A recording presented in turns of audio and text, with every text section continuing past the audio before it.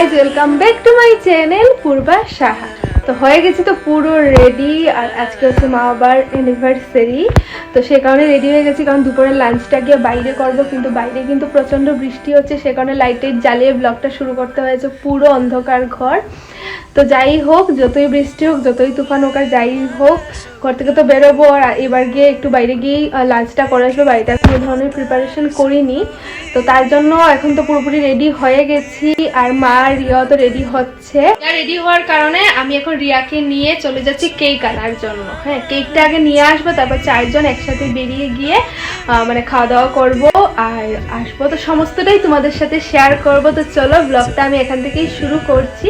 তোমরা কিন্তু স্কিপ করো না, ব্লগটা দেখতে থাকো, আশা করি তোমাদের খুব ভালো লাগবে। তো আজকের দিনটা আমরা কিভাবে কাটাই, কি কি করি, সমস্তটাই শেয়ার করবো। তো চলো, ব্লগটা তোমরা দেখতে থাকো। আর আমি এখন চলে যাই কেকটা আনার জন্য। আর এদিকে তো রিয়াও মোটামুটি রেডি হয়ে গেছে, তো ওর আমি যাচ্ছি কেকটা আনতে। তো এখন বাড়ি থেকে বেরিয়ে পড়ি।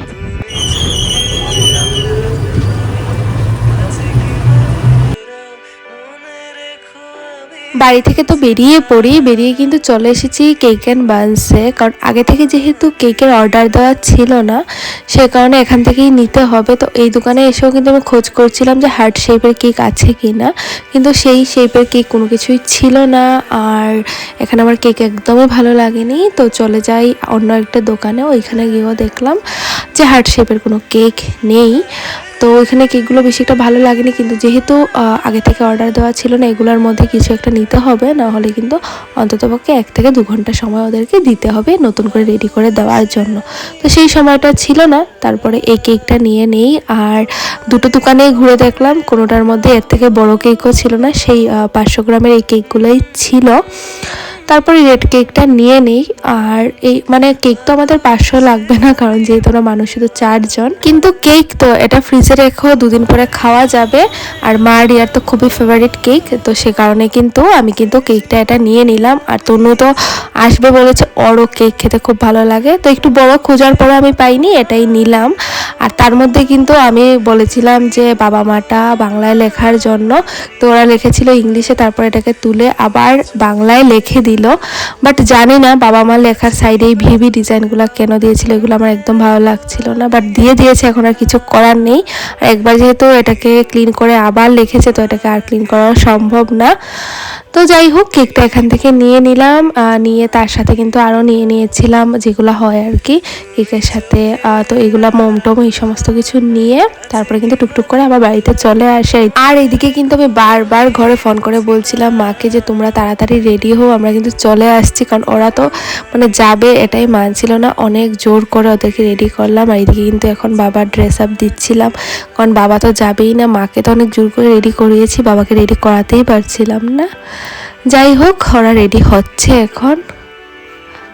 আর রিয়া যখন বাড়িতে এসে দেখে মারা রেডি হয়নি, এই চান্সে কিন্তু ও চুলগুলোকে একটু স্ট্রেট করে। ওইদিকে তো এখন সবাই রেডি হচ্ছে, রিয়া চুল স্ট্রেট করছে, এইদিকে কাল হেয়ার, এইদিকে স্ট্রেট হেয়ার, কি সুন্দর লাগছে। আর এদিকে মা রেডি হচ্ছে, আর ওই করেও বাবা অনেক কষ্ট করে রাজি করিয়ে রেডি করাচ্ছে। এখন দেখি ফাইনালি গিয়ে কি হয়। যাই হোক, ওদেরকে রেডি করিয়ে নিয়েছি। আর এখন কিন্তু আমি রিয়া আমরা সবাই মিলে বেরিয়েও পড়েছি বাড়ি থেকে। আর এই যে পেছনে পেছনে মা আসছে, এখনও কিন্তু বাবা বেরোয়নি, মানে বাড়ি তালা দিয়ে। বহু কষ্টে ওদেরকে রেডি করে নিয়ে বেরিয়েছি। তো এখন তো রেডি হয়ে বেরিয়ে গেছি, কিন্তু কি হয়েছে, মোবাইলের স্ট্যান্ডটাও ফেলে এসেছি। তো ভাবছিলাম যে স্ট্যান্ড ছাড়াই ভিডিও করে নেব, বাট এখন দেখলাম বাবাও মানিব্যাগ ফেলে এসছে। তখন তো এই তো আমি আর মা এখন দাঁড়িয়ে আছি, রিয়া গেছে স্ট্যান্ড আনতে। আর আগে যদি বলতাম যে স্ট্যান্ডের জন্য আবার তালা খুলো, তাহলে কিন্তু বকা খেতাম। এখন বাবা মানিব্যাগ নেবে, তো সে কারণে একসাথে দুটো কাজই হয়ে যাবে। এই তো রিয়া স্ট্যান্ড নিয়ে চলে আসলো। আর এখন কিন্তু ভিডিও বানাতে আর কোনো অসুবিধা হবে না, অনেক ভালো ভালো ভিডিওই করতে পারবো। আর এদিকে কিন্তু টুকটুকে উঠেও পড়েছি, আর বাবাও চলে এসছে। অ্যাকচুয়ালি বাবা কিন্তু একদমই যেতে চাইছিল না, অনেকটা জোর করে রাজি করিয়ে আমি আর রিয়া মিলে নিয়ে যাচ্ছি। ফাইনালি কিন্তু আমরাই জিতে গেলাম, বাবাকে নিয়ে যেতে পারছি। আর মাকেও অনেকটা ম্যানেজ করে রাজি করিয়ে নিয়ে এসে গেছি। আর আমরা কিন্তু এখন চলে এসেছি রেস্টুরেন্টের মধ্যে। আর এই রেস্টুরেন্ট রেস্টুরেন্টে কিন্তু মাও এর আগে কখনো আসেনি, আজকে ফার্স্ট টাইম মার বাবা আসলো। তো আসার পরে কিন্তু ওরা এখানে বসে গেছিলো, কিন্তু রেস্টুরেন্টে ওরা বলছিল এখানে বসে কেক টেক কাটলে বেশি ভালো লাগবে, কিন্তু মারা বললো যে না আমরা এখানটাই কমফোর্টেবল। তো ওরা যে এখানে কমফোর্টেবল আমিও সেখানে কমফোর্টেবল, তো বললাম যে ঠিক আছে, পুরোটা রেস্টুরেন্টই মোটামুটি ফাঁকা, তো কোনো অসুবিধা নেই, তোমরা যেখানে ভালো বোঝো ওইখানেই বসে পড়ো। তা আমি কিন্তু রেস্টুরেন্টে বসে প্রথমে কিন্তু খাবারটা অর্ডার দিয়ে ফেলেছিলাম, নয়তো কিন্তু খাবার আস্তে আস্তে অনেকটা লেট হয়ে যেত, আর বাবা রেস্টুরেন্টে গিয়ে ওয়েট করতে একদম ভালো লাগে না। তো এই তো এখন কেকটা বের করে নিচ্ছে, আর কেকটা দেখে কিন্তু বাবা অনেকটা রেগে গেছিল, কিন্তু রেগে যাওয়ার পরও কিন্তু কিছু বলেনি। আমি কিন্তু বাবার রাগটা বুঝতে পেরেছি বাবার ফেসটা দেখে, কারণ আমি তো সবসময় চলি, আমি তো জানি কোন সময় কীরকম ফেস করে, কিন্তু আমাকে কোনো কিছুই বলেনি, কোনো রিয়াক্টই করেনি। উল্টো কিন্তু বাবা তখন হাসি হাসি মুখ হয়ে গেছিলো, কারণ হচ্ছে যেহেতু আমি এতটা আশা করে নিয়ে এসেছি, তো সে কারণে বাবা আর কিছু বলেনি, যেহেতু আমার এতটা ইচ্ছে সে কারণে। কিন্তু অ্যাকচুয়ালি কিন্তু বাবারা তো কখনো এইসব কেক টেক কাটেনি, মানে নিজের বার্থডে বলো অ্যানিভার্সারি বলো এরকম কোনো কিছুতেই বাবা ছোটো থেকে কখনোই কেক কাটিং করেনি। তো সেটা কি বলো তো, একটু না লজ্জা পায় যে কেক কাটবো এইসব সেলিব্রেশন করব, এইটা আর কি, আর কিছুই না। আমার বলো মার বলো বার্থডেতে বাবা খুব খুশি হয়ে যায়, কিন্তু নিজেরই যখন কেক কাটার সময় আসে তখনই বাবার এই লজ্জাটা কাজ করে, তারপর এটা রাগে পরিণত হয়ে যায় লজ্জা থেকে। যাই হোক, এই 4-5 বছর থেকে কিন্তু আমি কিন্তু যতটুকু পারি সেলিব্রেট করার চেষ্টা করি, আর মা কালীর কাছে সব সময় বলি যে এই দিনটা যেন বারবার আসে, সারা জীবন যেন আমি এইভাবেই মা বাবার অ্যানিভার্সারিটা সেলিব্রেট করতে পারি। ঠিক সবসময় বড় করে পারি না অনেক প্রবলেমের কারণে, বাট ছোট হোক যাই হোক তিনজন যাতে একসাথে থাকি, আর একসাথে যাতে এরকম একটা সুন্দর দুপুর বা সন্ধ্যা কাটাতে পারি, এটাই শুধু মা কালীর কাছে বলি, আর কিছুই চাই না ঠাকুরের কাছে। আর এই তো এখন কেক কাটিংটা শেষ হয়ে গেল, আর এখন মা বাবা আমাকে রিয়াকে কেক খাওয়াচ্ছিল। কিন্তু কেক কাটিং এর সময় কিন্তু আরেকটা মজার ঘটনা হয়ে গেল। আমি যখন রেস্টুরেন্টে যাই তখন কিন্তু আমি মেস বা গ্যাসলাইট কিছুই নিয়ে যাইনি, তো রেস্টুরেন্টে ওদেরকে বলছিলাম যে আমাকে একটা দেওয়ার জন্য, কিন্তু ওদের কাছে মেস ছিল না। তো ওরা কিন্তু অনেক কষ্ট করে একটা কাঠের কি জানি জ্বালিয়ে আনলো কিচেন থেকে, এনে কিন্তু আমাদের এটা জ্বালিয়ে দিল।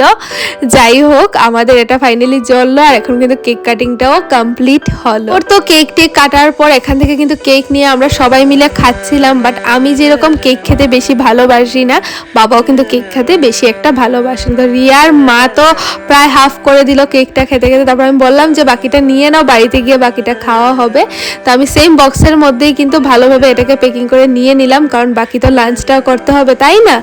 তো এটা তো আমি নিয়ে নিলাম, আর এদিকে কিন্তু তনু আসেনি, ওকে খুব মিস করছিলাম, কারণ হচ্ছে ও কিন্তু কেক খেতে খুব বেশি ভালোবাসে।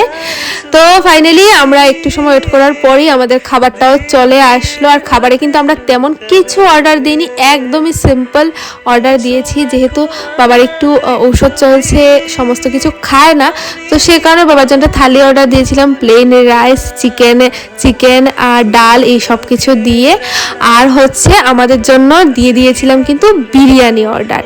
সত্যি বলতে মানে আমি যেখানেই যাই আমার কাছে কিন্তু বিরিয়ানি থেকে ভালো আর কিছুই লাগে না, আমি সবসময় বিরিয়ানি মানে সব থেকে বেশি ভালোবাসি খেতে। আর এখানকার বিরিয়ানিটাও কিন্তু বেশ ভালোই লাগলো, খারাপ লাগেনি, ভালোই লেগেছে খেয়ে। আর এই তো এখন খাওয়া দাওয়াটা স্টার্ট করব, আর আমার সাথে সাথে কিন্তু আমার মারও কিন্তু বিরিয়ানি খেতে খুব ভালো লাগে, আর তাছাড়া রিয়া তো আর কি বলবো, রিয়ারও সেম আমার মতোই বিরিয়ানি খেতে ভালো লাগে। তো আমরা সবাই নিয়েছিলাম নিজেদের জন্য বিরিয়ানি, আর অনেক কিছু অর্ডার করার ইচ্ছে ছিল, ভাবলাম যে আগে লাঞ্চটা করে নিই, স্টার্টার বার্টার খেয়ে পেটটা আগে ভরবো না, আগে ভাতটা খাই, কারণ সকাল থেকে উঠে না একটু দৌড়াদৌড়ি করতে করতে তেমন আর খাওয়া হয়নি। বাট বিরিয়ানিটা খেয়ে এতটাই পেট ভরে গেছিল যে কারণে আর কিছুই পরে আর কিছু অর্ডার করা হয়নি। আর আমার কাছে সেলিব্রেশন মানে যা মনে হয়, তুমি বার্থডে বলো অ্যানিভার্সারি বলো কোনো স্পেশাল অকেশন বলো, আমার কাছে যেটা মনে হয় ফ্যামিলির সবাই একসাথে থাকা, একসাথে বসে খাওয়া, এটাই মনে হয় সব থেকে বেশি ইম্পর্টেন্ট। কারণ আমরা এখন নিজের লাইফে এতটা ব্যস্ত হয়ে গেছি, মানে বাবা এক সময় খাচ্ছে, মা এক সময় খাচ্ছে, আমি এক সময় খাচ্ছি, তো সেই তো না বলো একটা বার্থডেতে, একটা অ্যানিভার্সারিতে, কোনো একটা স্পেশাল অকেশনে তিনজন একসাথে বসে খাবো, একটা টাইম স্পেন্ড করবো, এটাই আমার কাছে অনেক বড় ব্যাপার। সব সময় না অনেক মানুষই অনেক বড় করে করা থেকে না নিজেরা নিজের ঘরের মানুষরা একসাথে থাকা, একসাথে খাওয়া দাওয়া করা, ওইটাতে না মনে হয় বেশি আনন্দ থাকে। আমার কাছে মনে হয়েছে অন্য বৎসর থেকে এ বৎসরটা যেন বেশি ভালো লেগেছে। আমরা একসাথে ছিলাম অনেকটা সময়, খুব ভালো লেগেছে সত্যি বলতে। আর তার সাথে তো ভালো ভালো খাওয়া দাওয়া আছেই।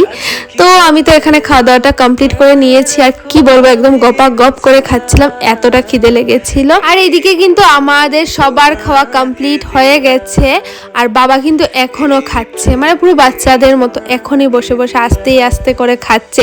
প্রথম চামচ দিয়ে খাচ্ছিল, এখন হাত দিয়ে খাচ্ছে, যাই হোক। আর তার সাথে সাথে কিন্তু ছিল আমাদের প্রচুর প্রচুর গল্প। আর যেহেতু রেস্টুরেন্টে তেমন কেউই ছিল না, তো আমাদের মানে অনেক সময় বসে থেকে থেকে গল্প করতে কোনো অসুবিধা হচ্ছিল না। পাশে কেউ থাকলে না এত মানে আমাদের যে মাইকের মতো গলার স্বর, এত গলা দিয়ে দিয়ে গল্প করা যায় না, কিন্তু এটা হলো সত্যি কথা। বাট যেহেতু রেস্টুরেন্টে কেউ ছিল না, আমরা কিন্তু মানে কি বলবো বিন্দাস আড্ডা পেয়েছি, বিন্দাস খাওয়া দাওয়া করেছি। আর তারপরে আমি আর রিয়া ভাবছিলাম যদি কেউ স্পেশাল কাউকে নিয়ে আসেই না, তাহলে কিন্তু ওইখানে বসে কিন্তু চুপি চুপি খাওয়া যাবে, কেউ দেখতেও পাবে না। তার জন্য কিন্তু ভিডিও একটু করে নিয়ে আসলাম, যদি কখনো কোনো স্পেশাল মানুষ আসে তাহলে ওইখানে নিয়ে বসে খাওয়া যাবে, কেউ দেখতেই পাবে না, তাই না বলো? আর এইদিকে কিন্তু রেস্টুরেন্টে ওরাও খুব ভালো ছিল, আমাদের যে কেকের প্যাকেটটা ছিল সেটাকে সুন্দর করে ম্যানেজ করে দিচ্ছিল যাতে নিয়ে আসতে কোনো অসুবিধা না হয়। আর এদিকে কিন্তু তারপর আমি মাদেরকে নিচে পাঠিয়ে আমি কিন্তু বিলটা দিয়ে দিলাম। যদি বাবা দেখতো আমি বিল দিচ্ছি তাহলে কিন্তু বাবা দিত না। আর সত্যি বলতে এরকম স্পেশাল অনুষ্ঠানে না নিজে মানে খাওয়াতে পারলে, নিজের মা বাবাকে এটা সেলিব্রেট করতে পারলে আমার মনে হয় তার থেকে বেশি আনন্দ আর কিছুতেই হয় না। তো এখান থেকে তো খাওয়া দাওয়া সমস্ত কিছু কমপ্লিট, মারা তো নিচে চলেও গেছে। তো চলো বাকি সব কিছু কী কী করছি, আজকে কী প্রিপারেশন সমস্ত কিছু দেখাচ্ছি। এখন আপাতত বাড়িতে যাই, আজকে তো আর তেমন কোনো প্ল্যান ট্যান কিছুই নেই। তো খাওয়া দাওয়া তো কমপ্লিট করে নিয়েছি, লাঞ্চেরই একটা প্ল্যানিং ছিল আগে থেকে, তো এটা তো করে নিয়েছি। এখন বাড়িতে যাচ্ছি, আর বিকেলে তো তেমন প্ল্যানিং নেই, যদি কিছু হয় তাহলে অবশ্যই তোমাদের সাথে শেয়ার করবো। চলো আর এখানে দেখো কি সুন্দর একটা প্রজাপতি, এখানে কি ফটো না তুললে হয়, কিন্তু আমার বাবা চলে গেছে কোথায়।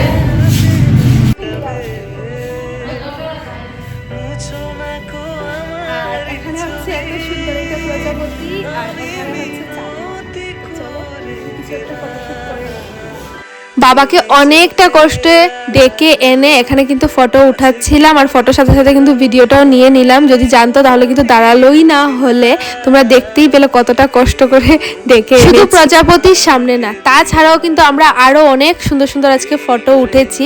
এই ফটোগুলোই কিন্তু সত্যি বলতে মানে পরের বছর অবধি কিন্তু স্মৃতি হয়ে থাকবে, খুব ভালো লাগে। আর ফটোগুলো কিন্তু বেশ ভালোই এসছে, তো এগুলো তোমাদের সাথে শেয়ার করলাম। তো প্রজাপতি যা ছিল সমস্ত কিছুর মধ্যে ফটো তোলা কমপ্লিট। তো এখন যাচ্ছি বাড়ির উদ্দেশ্যে, আর তো গিয়ে আবার তো সবাই আমরা হাফ কেক খেয়েছি আর হাফ কেক নিয়ে যাচ্ছি বাড়িতে। আর বাবা কিন্তু আর ভালো লাগছে না, এই যে বাইরে আমাদের অনেক আগে এসেই দাঁড়িয়ে আছে। চলো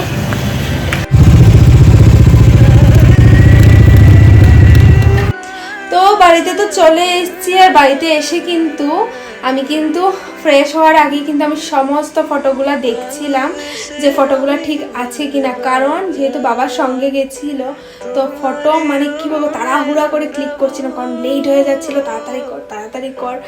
তো তাড়াহুড়া করে তো আর এইসব হয় না, তাই না? তো ভিডিও বেশি একটা বানাতে পারিনি, ঠিক আছে, মানে রিলস ভিডিও আর কি।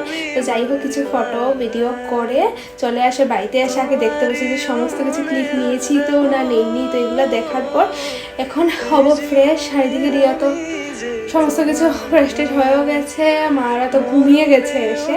আমি এখন মেকআপ টেকআপ ক্লিন করে একটু রেস্ট করতে হবে, কারণ অনেকটা সকালে উঠেছি আর শরীরটা অনেক টায়ার্ড লাগছে। অ্যানিভার্সারি ব্লগ, তো এই ব্লগটা আমি এখানেই শেষ করছি, এন্ড করছি আর কি। তো দেখা হচ্ছে নতুন একটা ব্লগে, সবাই ভালো থাকবে, সুস্থ থাকবে। আর আমার এই ব্লগটা যদি ভালো লাগে অবশ্যই শেয়ার করে দিতে কিন্তু ভুলবেন না আপনারা। দেখা হচ্ছে নতুন একটা ব্লগে।